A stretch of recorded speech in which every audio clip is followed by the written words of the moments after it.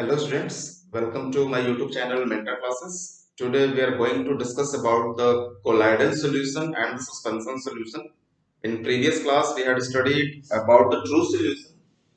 So form of solution, colloidal solution and the suspension solution. So if you talk about the solution, so have three types of solution.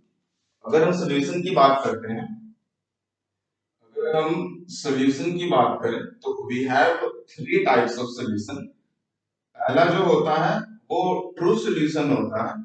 True solution जो हमने पिछले class में पढ़ा था true solution के बारे में और उसके प्रॉपर्टीज के बारे में पढ़ा था कि कैसे आइडेंटिफाई करेंगे कि कौन सा सॉल्यूशन ट्रू सॉल्यूशन है। इसके बाद जो सेकंड आता है that is suspension solution, suspension solution and the third one is colloidal solution. Third one is colloidal. तो फर्स्ट क्लास में हमने ट्रू सॉल्यूशन पढ़ लिया था, प्रॉपर्टीज के आ रहे हैं। आज हम देखेंगे सस्पेंशन सॉल्यूशन और कोलाइडल सॉल्यूशन क्या होते हैं और इनकी प्रॉपर्टीज क्या हैं, तो हम इनको कैसे डिफाइन करेंगे। तो स्टार्ट करते हैं सस्पेंशन सॉल्यूशन से और देखते हैं कि सस्पेंशन सॉल्यूशन होता क्या है। Suspension solution, suspension solution, suspension solution क्या होता है? बेसिकली ये सॉल्यूशन जो होता है वो हेट्रोजेनियस सॉल्यूशन होता है। तो अगर हम फर्स्ट पॉइंट की बात करें तो they are heterogeneous, heterogeneous solution. Heterogeneous solution का मतलब क्या होता है? जो पार्टिकल के जो कंपोजिशन है वो throughout the solution same नहीं होते हैं। Composition differ from one place to another place, that's why we called this solution is a heterogeneous solution. Second point is अगर हम सस्पेंशन की बात करें तो सस्पेंशन में जो पार्टिकल्स होते हैं, सोल्यूट के पार्टिकल्स होते हैं, वो throughout the medium, medium in the sense जिसमें हमने उनको डिसॉल्व किया है, तो थ्रू आउट द मीडियम वो सस्पेंडेड होते हैं, सस्पेंडेड होते हैं, उसी में होते हैं। अगर हम उनको अलाउ करते हैं थोड़ी देर के लिए विदाउट डिस्टर्बिंग, जैसे कि फॉर एग्जांपल मैंने उस सॉल्यूशन को अच्छे से जो सोल्यूट है उसको अच्छे से मैंने घोल दिया, तो घोलने से क्या होगा, वो जो पार्टिकल्स हैं सोल्यूट के वो throughout the medium, throughout the solution वो सस्पेंडेड होंगे, वहां पे होंगे। लेकिन अगर मैं उनको कुछ देर के लिए छोड़ दूं without disturbing it, without shaking it, बिना हिलाए डुलाए, तो क्या होगा, इसके जो पार्टिकल्स हैं सस्पेंशन सॉल्यूशन के, वो पार्टिकल्स धीरे धीरे धीरे धीरे धीरे धीरे बॉटम पे जाके सेटल हो जाते हैं, बैठ जाते हैं। So this is the characteristics of the, अगर हम बात करें तो वन ऑफ द कैरेक्टरिस्टिक्स है सस्पेंशन सॉल्यूशन का कि अगर हम इनको अलाउ करें तो ये क्या होगा, इसके पार्टिकल्स जो है वो नीचे जाके सेटल हो जाते हैं at the bottom of the container, जिस कंटेनर में भी हमने लिया है। हेट्रोजेनियस सॉल्यूशन है, particles are, particles are suspended, suspended throughout the medium, throughout the, throughout the solution और मीडियम, जो भी कह सकते हैं। अगर हम सस्पेंशन सॉल्यूशन की बात करें, particles are, particles are, particles are visible, visible with naked eyes, naked eyes। और इसके जो पार्टिकल्स होते हैं सस्पेंशन सॉल्यूशन के, उसको हम इजीली देख सकते हैं without any help of microscope और लेंसेस। तो बिना माइक्रोस्कोप और लेंस के इसके पार्टिकल्स जो है विजिबल होते हैं। क्यों? क्योंकि इनका साइज बड़ा होता है as compare to true solution जो हमने पिछले क्लास में पढ़ा था। ट्रू सॉल्यूशन के जो पार्टिकल साइज होता है वो 1 नैनोमीटर होता है, बहुत ही छोटे होते हैं, बहुत ही छोटे होते हैं और हम उसको बिल्कुल भी आइडेंटिफाई नहीं कर सकते हैं, पता नहीं कर सकते हैं when it comes to the true solution. लेकिन सस्पेंशन में क्या है, पार्टिकल साइज बड़े होते हैं और जिसकी वजह से वो क्या होता है, अगर हम उसको अनडिस्टर्ब और बिना हिलाए डुलाए अगर हम सॉल्यूशन को रख दें सस्पेंशन को, तो उसके पार्टिकल्स जो है नीचे बैठ जाते हैं। तो ये डेफिनेशन है सस्पेंशन सॉल्यूशन का कि suspension solution is a heterogeneous solution in which the particle size is visible with our naked eye and the particles are suspended throughout the solution, but when we left it without disturbing it, then particles will get settle down at the bottom. So this is the suspension solution.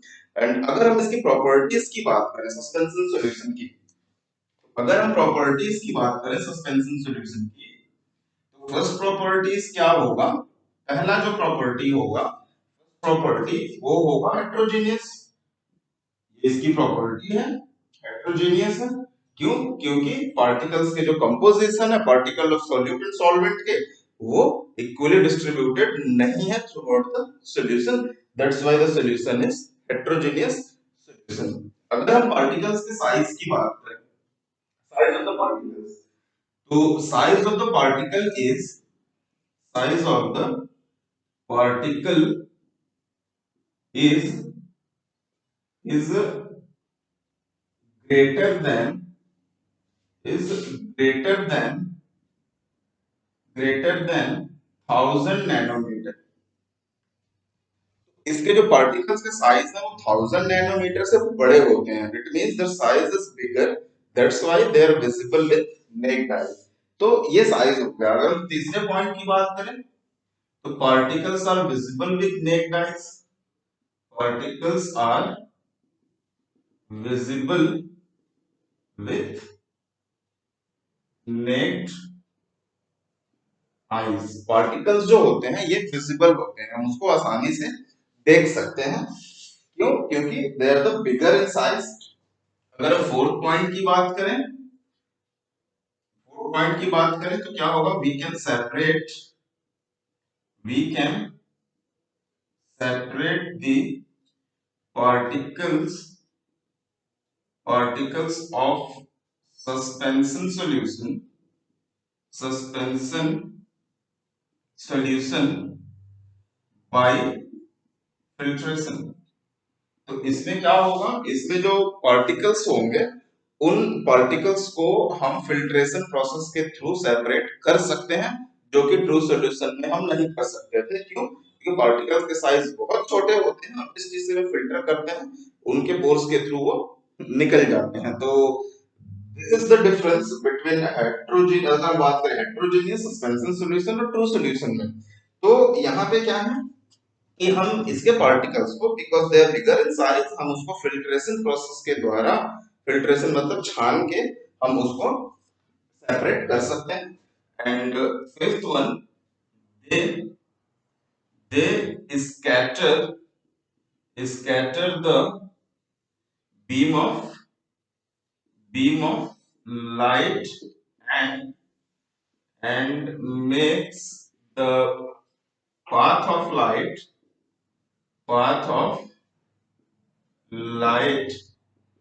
visible। Fifth properties क्या है कि इसके जो particles होते हैं, अगर beam of light का मतलब क्या है, है ना, ग्रुप ऑफ पैरेलल रेज अगर इन सॉल्यूशन से पास होती हैं तो ये उन लाइट को स्कैटर करते हैं। लेकिन कंडीशन इज दैट वो स्कैटर तभी करेंगे जब उसके पार्टिकल्स जो हैं उस सॉल्यूशन में सस्पेंडेड होगा, जब उस सॉल्यूशन में ही होगा। अगर पार्टिकल्स फॉर एग्जांपल अगर हम बात करें, ये हमने बीकर में सॉल्यूशन लिया है सस्पेंशन सॉल्यूशन, और पार्टिकल्स जब यहाँ पे होंगे सॉल्यूशन में सस्पेंडेड होंगे, then only it will scatter the beam of light। Scatter मतलब क्या होता है, उसका फैलना। लाइट पास होती है और वो स्कैटर हो जाती है, फैल जाती है। तो यहाँ पे जब उसके पार्टिकल सस्पेंडेड होंगे सॉल्यूशन में होंगे, प्रेजेंट होंगे, then only it will scatter.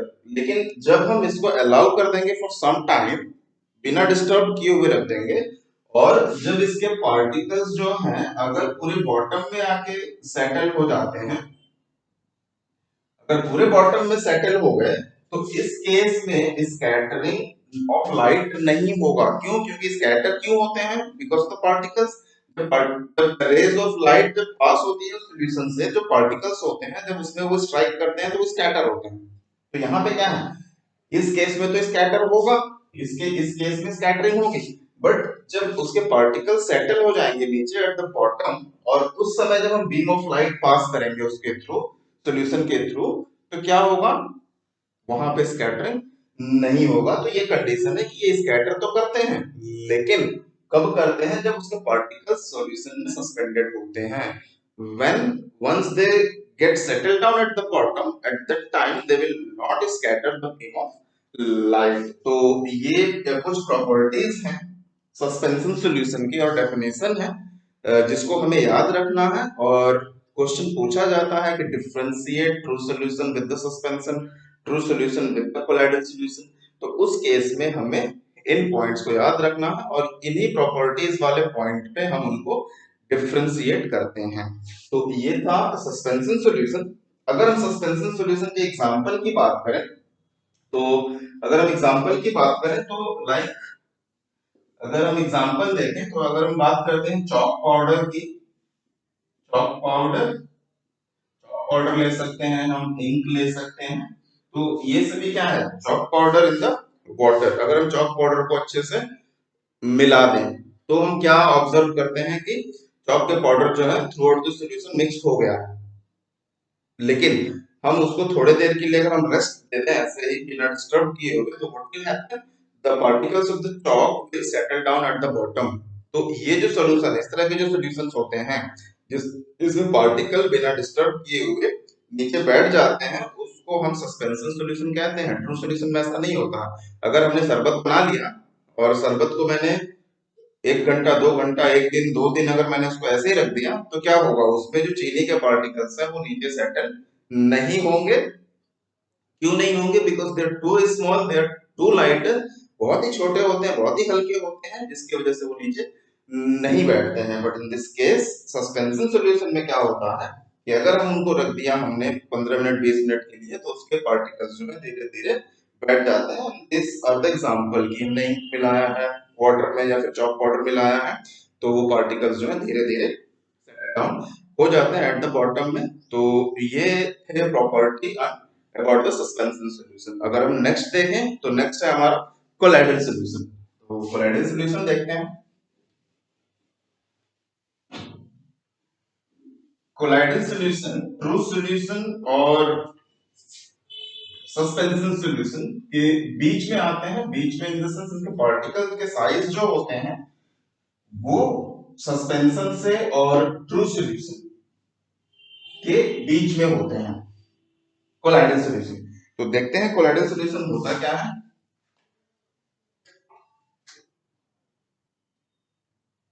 Colloidal solution, colloidal solution, colloidal solution basically दिखने में होमोजेनियस दिखते हैं but actually they are not homogeneous, they are heterogeneous. Colloidal solution भी क्या होते हैं? They are heterogeneous solution, they are heterogeneous, they are heterogeneous.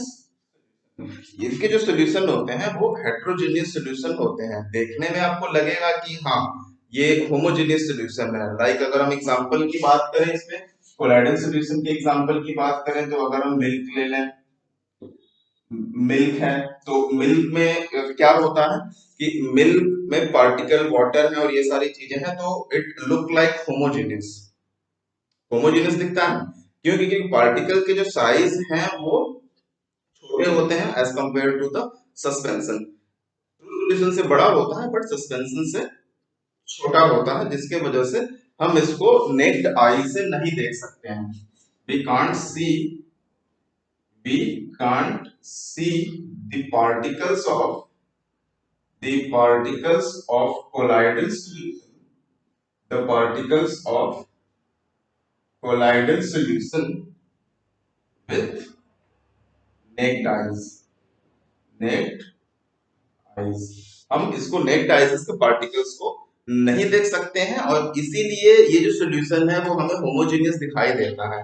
Suspension में हम देख सकते थे पार्टिकल्स को, इसीलिए वो डायरेक्टली हम कह सकते हैं कि वो हाँ हेट्रोजेनियस है।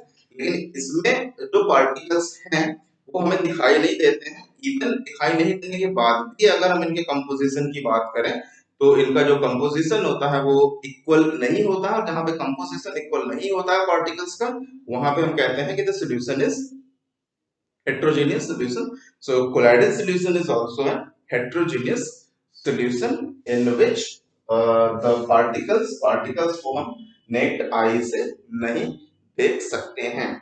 हाँ, इसमें अगर हम बात करें लाइक मिल्क सॉल्यूशन, अगर हम बात करें स्कैटरिंग की, तो colloidal solution scatter the beam of light. इसके पार्टिकल्स जो होते हैं वो throughout the solution suspended होते हैं, और अगर हम इसको फ्रीली छोड़ दें विदाउट डिस्टर्बिंग इट, तो इसके पार्टिकल्स जो हैं वो नीचे सेटल डाउन नहीं होते हैं। This is the difference between colloidal and suspension. Suspension के पार्टिकल्स नीचे बैठ जाते हैं बॉटम में अगर हम उसको डिस्टर्ब ना करें, बट कोलाइडल सॉल्यूशन के जो पार्टिकल्स हैं वो नीचे नहीं बैठते हैं, वो सेटल डाउन नहीं होते हैं। So this is the basic difference between suspension and colloidal. तो अगर हम इन प्रॉपर्टीज की बात करें कोलाइडल सॉल्यूशन की, तो अगर हम प्रॉपर्टीज की बात करें, तो प्रॉपर्टीज में जो फर्स्ट प्रॉपर्टी है आपका वो है heterogeneous. Heterogeneous, again colloidal solution जो है वो हेट्रोजीनियस सॉल्यूशन है, this is the first property. Second property, particle particles are not visible, are not visible, not visible with naked eyes, with naked eyes। Particles जो है वो necked eyes से visible नहीं होते हैं, उनको देखने के लिए हमें अगेन लेंस की, माइक्रोस्कोप की जरूरत पड़ती है। Third, the size of the particle, size of particle range from 1 to 1000 nanometre. Particle की साइज की बात करें तो इनके जो पार्टिकल के साइज होते हैं 1 to 1000 नैनोमीटर के बीच में होते हैं। ट्रू सॉल्यूशन में क्या होता है, लेस देन 1 नैनोमीटर। सस्पेंशन में क्या होता है, greater than 1000 nanometre. But colloidal की बात करें तो in between 1 and 1000 nanometre particles के साइज होते हैं। इट मींस ट्रू और सस्पेंशन के बीच के जो भी पार्टिकल्स होंगे, मतलब सॉल्यूशन होगा, वो कोलाइडल सॉल्यूशन कहलाता है। तो size of the particle range from 1 to 1000 nanometre, this third property. अगर हम फोर्थ प्रॉपर्टी की बात करें, फोर्थ प्रॉपर्टी की बात करें, particles are not separated by filtration। Particles को जो है हम फिल्ट्रेशन प्रोसेस के द्वारा फिल्टर नहीं कर सकते हैं, सेपरेट नहीं कर सकते हैं, क्योंकि पार्टिकल्स के साइज जो होते हैं वो छोटे होते हैं, इसीलिए हम उनको फिल्ट्रेशन प्रोसेस के थ्रू फिल्टर नहीं कर सकते हैं, सेपरेट नहीं कर सकते हैं। अगर फिफ्थ प्रॉपर्टी की बात करें, फिफ्थ प्रॉपर्टी की बात करें, दे scatter the beam of light and make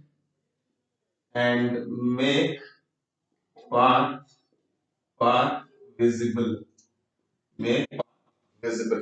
और ये क्या होते हैं, क्योंकि इनके पार्टिकल्स इतने बड़े होते हैं कि जब भी बीम ऑफ लाइट आए तो वो उस पर स्ट्राइक करती हैं और वो बीम ऑफ लाइट को स्कैटर करते हैं, स्कैटरिंग इफेक्ट शो करते हैं।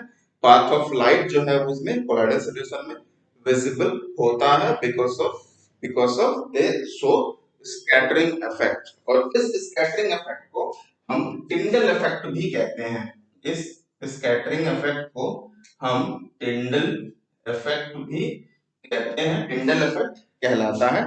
टिंडल इफेक्ट होता क्या है, Tyndall effect basically scattering of light होती है थ्रू द सॉल्यूशन, कि जब भी सॉल्यूशन के थ्रू लाइट पास होती है तो जब उसके पार्टिकल्स स्कैटर करते हैं, that is called the scatter होते हैं, तो that is called the Tyndall effect. तो कोलाइडल सॉल्यूशन जो है टिंडल इफेक्ट शो करता है। और एक प्रॉपर्टी है सिक्स प्रॉपर्टी। सिक्स प्रॉपर्टी क्या है इसमें, सिक्स प्रॉपर्टी है the particles the particles are are suspended throughout the solution. Throughout the solution, they will not they will not settle down. They will not settle down when left undisturbed. Undisturbed. तो six property कि जब particles जो होते हैं colloidal के वो throughout the solution suspended होते हैं, वहीं पे होते हैं, और जब हम उसको बिना डिस्टर्ब किए हुए रखते हैं तो उसके पार्टिकल्स जो हैं वो सेटल डाउन नहीं होते हैं। They will not settle down eight the bottom of the container and the bottom of the beaker, जहां पे भी आपने उस सॉल्यूशन को बनाया है या फिर लिया है। तो ये है प्रॉपर्टी कोलाइडल सॉल्यूशन की प्रॉपर्टीज है। इसके बाद हम थोड़ा सा डिस्कस करते हैं टिंडल इफेक्ट का। अगेन अगर हम यहाँ पे बात करें तो यहाँ पे दो पॉइंट और आता है। एक आता है आपका, इसको मैं रेस कर देता हूँ, एक आता है आपका डिस्पर्स फेस एंड एक आता है आपका dispersion medium. Disperse phase and dispersion medium. Disperse phase and dispersion medium. Disperse phase and एक आता है आपका डिस्पर्सन डिस्पर्सन मीडियम। दोनों होते क्या है? डिस्पर्स फेस क्या होता है? वो अगर हम सॉल्यूशन की बात करें तो उसमें दो फेस होते हैं, लाइक सॉल्वेंट सोल्यूट सेम चीज है, जस्ट टर्म डिफरेंट है। तो अगर पूछता है कि what is disperse phase and what is dispersion medium, तो डिस्पर्स फेस क्या होता है? Like solute. अगर हम ये बात करें तो डिस्पर्स फेस क्या है? हम कह सकते हैं कि ये सोल्यूट है। डिस्पर्स फेस का मतलब क्या होता है कि जिसके पार्टिकल्स उस मीडियम में प्रेजेंट होते हैं। किस मीडियम में? अगेन डिस्पर्सन मीडियम में, दैट इज सॉल्वेंट। तो अगर डिस्पर्स फेस की बात हो या फिर डिस्पर्सन मीडियम की बात हो तो क्या होगा? सॉल्यूशन में जो कम मात्रा में होता है, जिसके पार्टिकल डिस्पर्स होते हैं। सॉल्यूशन में डिस्पर्स कौन होता है? सोल्यूट के पार्टिकल्स होते हैं। जब हम सोल्यूट को डालते हैं तो वो डिस्पर्स होता है, फैलता है सॉल्यूशन में, डिस्ट्रीब्यूट होता है। तो वो जो पार्टिकल्स हैं, वो जो सोल्यूट है वो आपका डिस्पर्स फेस कहलाता है, और जिस चीज में वो डिस्पर्स होता है, फैलता है, वो आपका क्या कहलाता है? डिस्पर्सन मीडियम कहलाता है। तो अगर हम बात करें यहाँ पे, तो अगर हम बात करें अगर शुगर एंड वाटर की, तो क्या होते हैं? शुगर के जो पार्टिकल्स हैं वो वाटर में डिस्पर्स होते हैं, वो फैलते हैं धीरे धीरे। जो भी फ्री स्पेस होता है, इंटरमोलिकुलर स्पेस होता है, उस इंटरमोलिकुलर स्पेस के थ्रू धीरे धीरे पूरे सॉल्यूशन में जो है फैल जाते हैं। तो वो जो पार्टिकल्स हैं वो डिस्पर्स फेस कहलाता है। और डिस्पर्सन मीडियम क्या कहलाता है? वाटर, जिसमें उसके पार्टिकल्स जो हैं वो क्या होते हैं? डिस्पर्स होते हैं। तो ये दो टर्म है, एक डिस्पर्स फेस है और डिस्पर्सन मीडियम है। दोनों सोल्यूट और सॉल्वेंट की जगह पे हम यूज कर सकते हैं, करते भी हैं। तो नेक्स्ट देखते हैं थोड़ा सा टिंडल इफेक्ट के बारे में। Tyndall effect in colloidal solution, क्योंकि कोलाइडल सॉल्यूशन जो है वो टिंडल इफेक्ट शो करता है। टिंडल इफेक्ट होता क्या है? टिंडल इफेक्ट, इफेक्ट होता क्या है? Tyndall effect just scattering of scattering of scattering of beam of light, scattering of beam of beam of light when when when it passes through when it passes through when it passes through the solution, passes through the solution. It may be air हो सकता है, air is also a solution. It may be liquid, liquid हो सकता है। तो जब भी beam of light solution के थ्रू पास होती है और वो स्कैटर होती है। स्कैटर कब होती है? जब वो पार्टिकल से स्ट्राइक करती है। तो फॉर एग्जांपल अगर हमने एक कंटेनर लिया हुआ है, कंटेनर में हमने सॉल्यूशन लिया हुआ है, कोलाइडल सॉल्यूशन, और एक यहाँ पे टॉर्च है, जैसे टॉर्च, और टॉर्च से अगर बीम ऑफ लाइट ऐसे जा रही है, beam of light always parallel होती है, group of rays travelling parallel to each other, that is called the beam. Beam of light पूछा जाता है एग्जाम में, what is beam of light? तो a group of parallel rays travel together is known as beam of light। जब ये beam of light जाती हैं तो ये क्या होता है, सॉल्यूशन से ये जो होती हैं वो डिस्पर्स हो जाती हैं, वो इस तरीके से फैलने लगती हैं। ये जो रेज होती हैं वो फैलने लगती हैं, और यही जो इफेक्ट है वो टिंडल इफेक्ट कहलाता है। यही जो इफेक्ट है वो टिंडल इफेक्ट कहलाता है, और ये जो है कोलाइडल सॉल्यूशन जो है वो शो करते हैं बीम ऑफ लाइट। इसका एक एग्जांपल और ले सकते हैं कि अगर हम घर में बैठे हुए हैं और कमरे में अंधेरा है और एक कहीं पे होल है, छेद है, और वहां से जब लाइट आती है, वहां से जब लाइट आती है तो वो लाइट जो है वो स्कैटर होने लगती है, स्कैटर होती है, वो पूरा फैल जाती है। हमने इसको ऑब्जर्व किया हो घर में बैठ के। तो that is also the scattering of light. ये जो स्कैटर हो रहा है वो कहाँ से हो रहा है? एयर के थ्रू हो रहा है, स्कैटर हो रहा है। उसी तरीके से आपने फॉरेस्ट वगैरह में अगर आप गए हो तो आपने देखा होगा कैनोपी वगैरह में जब लाइट आती है तो वो स्कैटर होती हैं।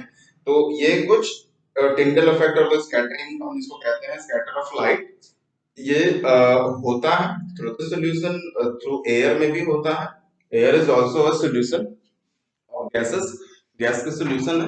तो ये था आज का topic, suspension solution and colloidal solution. True solution हमने पिछले क्लास में कवर किया था।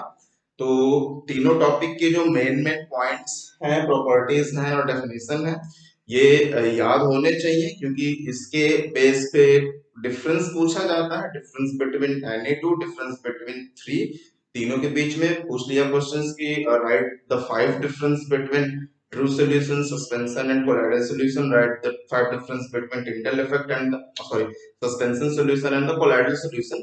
तो उस केस में हमें ये प्रॉपर्टीज और ये सारे इफेक्ट जो हैं वो याद होने चाहिए। तो अगर इसमें कोई भी डाउट है इस टॉपिक में सॉल्यूशन से related, it may be true solution, suspension और कोलाइडल सॉल्यूशन, तो बिल्कुल पूछिएगा, मैं उसको रिप्लाई करूंगा। फिर मिलते हैं नेक्स्ट टॉपिक के साथ में, तब तक के लिए थैंक यू।